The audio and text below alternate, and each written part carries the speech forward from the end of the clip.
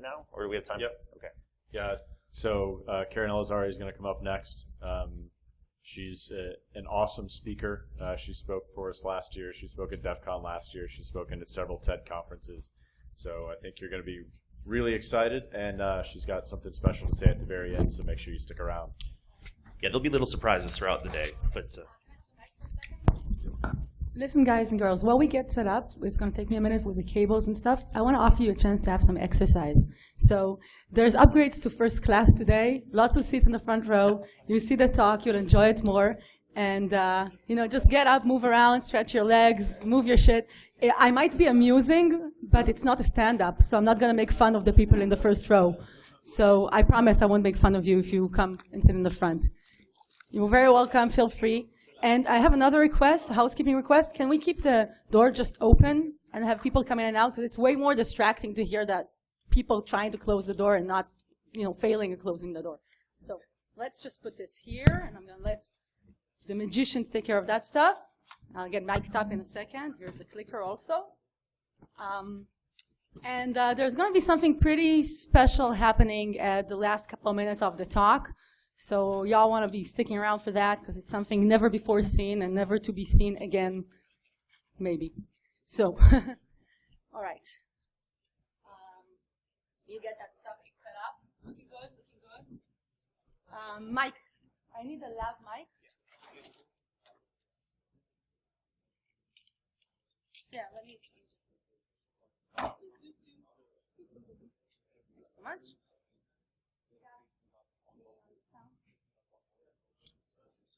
Testing. 1, 2, 3. Testing. 1, 2, 3. Guys at the back row. Martin, can you hear me? Are you hearing me from? No, you can't hear me. It's not coming out. Okay. How about now? How about now? 1, 2, 3, 4, 5, 6, 7, 8. You feeling good? You hearing me in the back row, everyone? Because I'm going to speak loud so we can have the door open and y'all going to hear me even if you're all the way in the back row. So I need the people in the back row to let me know if they're hearing me or not. Yes, you are? Okay. Another second to get this stuff set up. We need this stuff. Power plug is good. Yeah, that's going to be there. Okay. If I need what? Then just plug it in, man. Thank you. Muchas gracias. And the audio is going to come into here. So we need to have the audio coming into here. So we have audio, but it's at the very end. Okay, can you connect it, man? Thank you. Okay, guys. And is this the way the projector is supposed to look like, which is a trapezoid shape? Sort of trapezoid shape? Okay. Okay. Let me get over here. Yes. Good, good. Yes. Good. This is working. Okay. We test the sound later. Okay, guys and girls, boys and ladies, gentlemen, and creatures of other genders, kinds, types, and races. Thank you so much for having me here today. I'm extremely excited to be here today. And it's actually not because I love hackers and B-sides and Vegas. It's actually because I was nearly blown up on the way over. So this is not a mock picture. Actually, I was on this flight, TK-79 flight from Istanbul to San Francisco. This flight had an actual bomb threat, and we had to do an emergency landing. We had the jets escorting us over Poland. We dumped all the fuel. It's a 777 heavy coming over the Atlantic, so it had to get rid of all the fuel before we could do the emergency landing. The captain of the flight made the decision to do the emergency landing. It was kind of freaky. I was kind of, very nervous about it.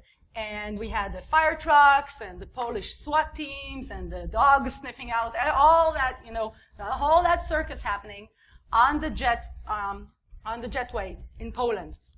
So, and all of this happened not because of somebody hacking into the airplane. It happened because the captain actually thought it was an ISIS bomb. They found a cell phone on the plane, and the captain made a decision. You don't have to, you can make an airplane crashing if you like, but you don't have to make a caricature of it. Anyway, this is the reason I'm actually very, very happy to be here, because the captain actually thought it was an ISIS bomb and made a decision to do the emergency landing. It's the first time that's ever happened to me. If it's ever happened to you, I hope it never does. It's very scary. So I'm very happy to be here today. because I'm alive and I didn't get blown up to pieces. However, when I got into Vegas, to add insult to injury, somebody stole my bags. And I don't know if it's the DHS, the FBI, the Fed, other three-letter agencies, but all they took was my deodorant and my backup SD cards. And everything else was intact. So either it's a plot to disrupt deodorants at DEF CON, or it's a plot to disrupt other stuff. I'm not sure. I guess we'll find out, and maybe I can find my deodorant as well. If not, I hope I'm okay smelling. So here's the thing. Planes, this is actually, it really happened to me, but this story ties into what I'm talking about today. Planes flying over the ocean is a real thing. And they can actually still get blown up, not because of, United or because of Chris Roberts, poor guy, or, great guy, and, lots of compliments and other superlatives. Actually, planes still get, threats and real bomb threats and get blown up. And this really ties into what I want to talk to you all about today. Actually, I'm gonna jump right in there. Okay, so I don't know if you can see it, but I want to talk to you about how our world is made up of bits and atoms, right? That's kind of clear. I think it's a statement kind of clear. And for the past 20 years in information security, we've been all about protecting bits, data, right? Bits and bytes and information and that kind of stuff. Now, did that just auto move? Because I didn't move it. Okay, I have to watch out. My slides have a mind of their own. This guy is Nick Negroponte from the MIT Media Lab. 20 years ago, he wrote a book called Being Digital. And he said one thing which stuck with everyone. He said, in 20 years, it's not going to be about the atoms and the molecules. It's all going to be about the bits and the bytes. And in a way, I think we can agree that he's got a point there. But guess what? We still have the atoms. And actually now we have more bits controlling more atoms. So that's very abstract. But what I mean is that we have more ways to use information to disrupt physical reality. And that's why I like what I Am the Cavalry is doing, because I think it's all about the physical stuff. It's all about the physical, cybernetic, atoms that could ruin your day. Of course, bits could still ruin your day if you are a member of the Ashley Madison dating community. I don't know if you all heard about this. This happened last week, I think. I was actually on CNN right after this moment talking to Brooke Baldwin at Newsroom. She actually introduced me as a cyber hacker. That's the first time that's happened to me. So I'm now, putting my intro, once called cyber hacker on CNN. I think maybe that's why they stole my luggage. Anyway, Ashley Madison dating site, you don't know it maybe. Their tagline says it all. Life is short, have an affair. Life is short, have an affair. They have 37 million anonymous users. Turned out not so anonymous after all. So yes, bits could still ruin your life. Information could still ruin your life. Secret stuff could still ruin your life. And, Sony Pictures had a massive leak last year.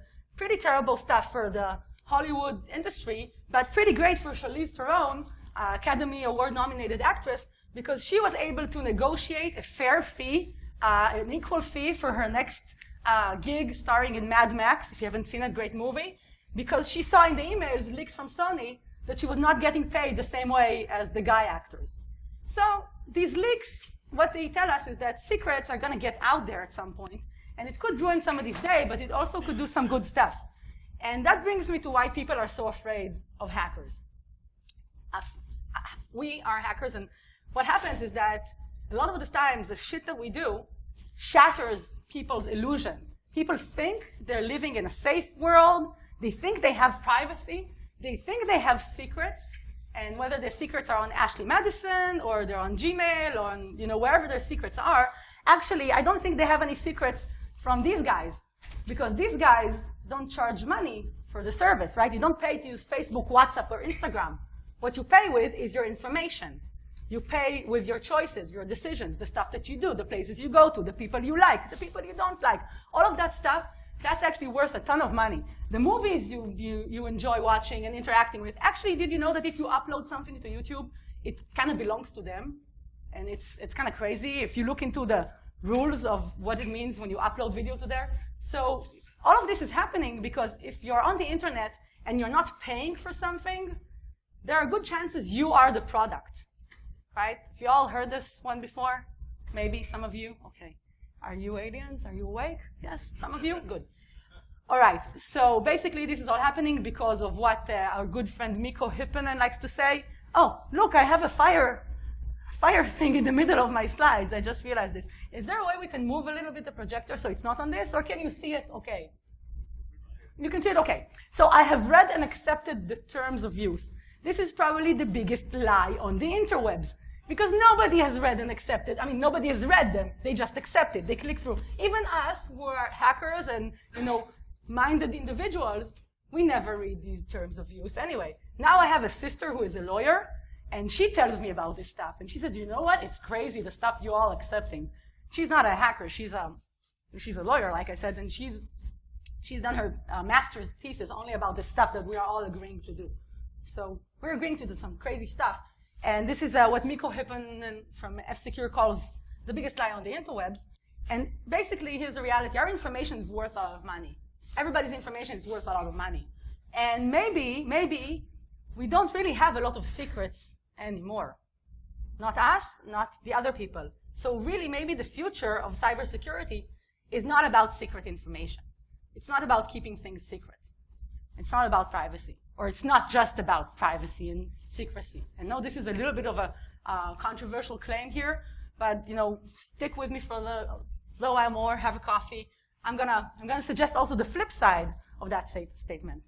If there are no more secrets, and if our information is worth a lot of money, and it's worth a lot of money to the big guys, governments and corps, it also means that with the power of releasing information, one person, maybe a couple of people, can change the world.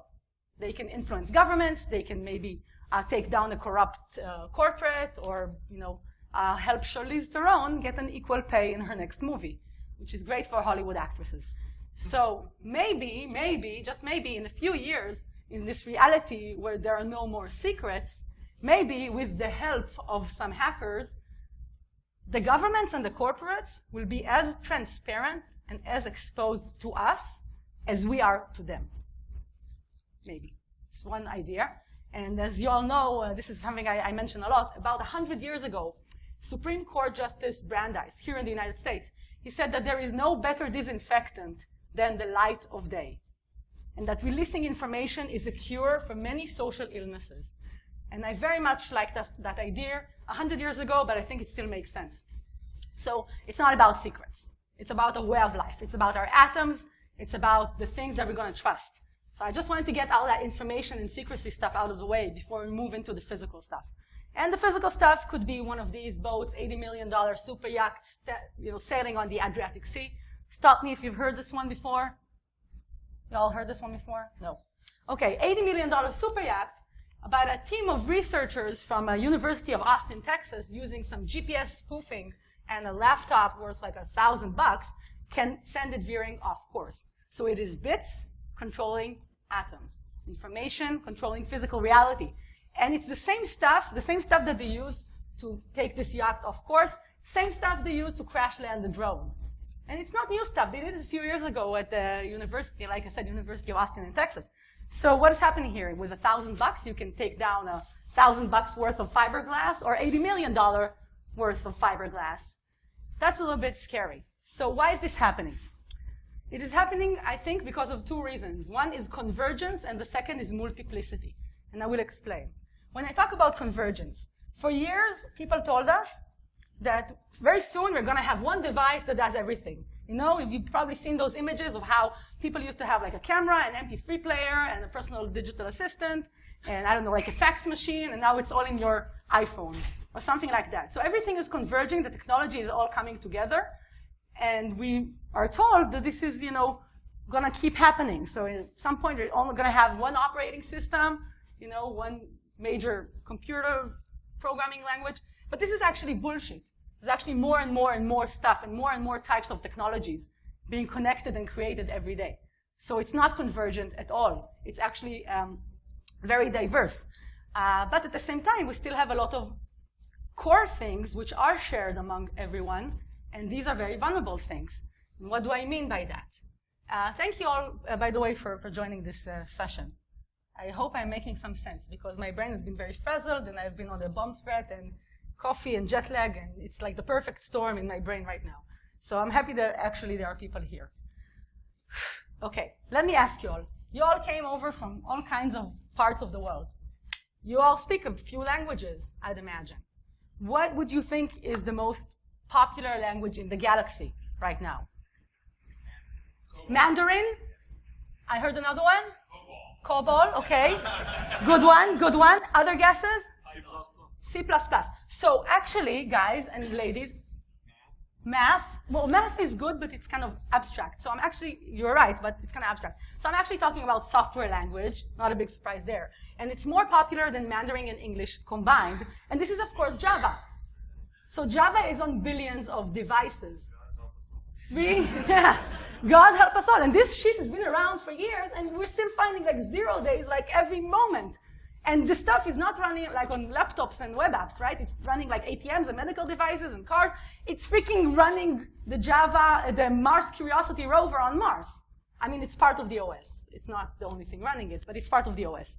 So it is convergent. Everybody's using Java, but it's used for like a bunch of multiply different stuff. So can we protect robots on Mars the same way we protect mobile apps? Is it the same kind of mindset? I'm not sure. So this is like where the problem gets really complex. It's not just about information. It's not just about secrets. It's about the safety of this shit, which is a laser firing robot on Mars. And it's, tweeting about it. So it's also about the safety of its Twitter feed. Same thing, but all using Java. But the problems are different. So I hope this brings to home the complexity of the problem that I'm trying to bring through here. And all of this stuff, these are in the past 25 years, this is what SourceFire have released in a report a couple of years ago. They looked at 25 years of vulnerabilities. These are the environments in which most severe bugs were found. So, of course, you could say it's the most popular ones. People find the bugs there. They don't look at the unpopular stuff. Well, maybe that could be true, but we're still using this stuff, and a lot of it is very, very vulnerable, and we're still finding more and more bugs. Even though we've had 25 years of finding bugs in this stuff, we're still finding more bugs. And now, all of this shit is connected to this new shit, and old shit. Pardon my French, by the way. Sorry if I'm hurting anyone's feelings with my, yes? Your feelings. Ian Amit. Oh, you're so gentle. You're a kind white rose in the middle of the desert. I'm so sorry. Have a drink, get over it. So, this new stuff and old stuff, GSM is not new, GPS is not new, RFID is not so much new. This stuff is not very much new. Some of it is old, but it's connected in new ways. Never before connected in new ways to stuff running this stuff. So this is the complexity of the problem I'm talking about. It's not about secrets. It's about bits controlling atoms. I think I'm starting to get the message through to you guys. And of course, we have all kinds of vulnerabilities every day, and all kinds of, poodles and shell shocks and heartbleeds and, stuff they haven't found a cool name and a logo for yet. I'm actually waiting to see if Marvel is going to do a superhero movie where the characters are software vulnerabilities. Because if they can give the lead part to a raccoon in a tree, and, I think Heartbleed deserves its own movie, Yeah, here's hoping, right? So I actually recently, baby? It's Bandit. Hi, I hope you're enjoying the talk, honey. He's so sweet. That's Grant's baby. Baby Grant's baby. Hey, hello. It's actually the first time I had a baby in a talk. I mean, not had a baby. Like I said, it might be amusing, but I'm not going to make fun of you guys, don't worry. Okay, so we keep finding bugs. Bugs will be around. As long as humans write code and create technology, we'll have more and more bugs, and actually, companies are under severe pressure to put new technology out there faster than ever before, and connect it to a bunch of other stuff. So if there is no way, even if they had the best intentions in mind, even if they had like a fantastic security team, even if they didn't have governments forcing them to put backdoors in it, there's just no way they're going to secure all the things. It's just not going to happen. It would be naive of us to expect this to happen. And this is why the world needs hackers. This is why the world needs hackers. Because governments and companies and the people running all of these technologies, they might find some of this stuff, and even if they're really kind-hearted and, they want to make this stuff secure and they don't want to put any backdoors in it, well, guess what? There's still going to be a couple of those. So that's where hackers come into the pictures, and I think that's basically only hackers can actually be that solution. So this is an idea I previously discussed and called it the immune system for the technology age or the internet. I think hackers are a part of the immune system. It's about finding the problems and making the problems go away by sparking a solution. Barnaby Jack said sometimes we have to demonstrate a threat to spark a solution. I'm very much inspired by that. I think that's very much, within the spirit of I Am the Cavalry. But I also I want to go back to that in a second. So this is an idea I actually presented last year at something called TED. And maybe you've heard about this event. It's a little bit of a big deal for me because the people on stage were like Bill Gates and Snowden via a robot and me. So that was weird. But look, I almost got it to say lit. So I almost got the view count to say lit. Now I have to say I didn't mess with the view count. It's totally organic. And I guess at some point it did say lit. But, I was very hopeful to get the message out. It looks like it did get out. So my message about hackers being the immune system kind of became viral in its own spirit. If you go to RSA or Black Hat, you'll see 5 different companies talking about the immune system of the internet, which is, good and bad. I don't know. I think hackers are the immune system of the internet and not like a security company. But I can't sue them for, spreading this idea onwards because that's kind of counterproductive. So I want to go back to something which I think is important to all of us. I think everybody's thinking and talking about this Jeep hacking stuff, right? And it's so complicated to even talk about without offending anyone's feelings. I just want to say one thing about what is sometimes called stunt hacking, okay? I don't think it's a bad thing, personally. I think it has some impact. But I think one of, probably the biggest impact of this stuff is that for people outside of our world, they start prioritizing control and trust and safety of like the atoms over the privacy and the secrets of the bits. And maybe it's okay that they prioritize this stuff for a little bit because the atoms have not had the same amount of attention as the bits that we as an industry have been giving them. However, to put things in perspective, I don't think it's just about atoms or just about bits. Or to make it even more clear, we cannot choose one or the other, right? We cannot just choose to protect this stuff and not protect this stuff. It is connected inherently in a way that will never be separated.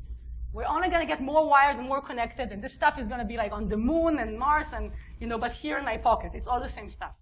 And so what can we do about it?